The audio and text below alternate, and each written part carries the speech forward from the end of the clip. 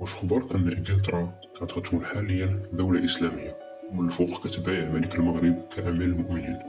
القصة كتبدا في بداية القرن 13 فاش كان الملك جون ديال إنجلترا كيعاني ثورات داخلية، وكانت فرنسا على الأبواب ديال إنجلترا باش تحتلها.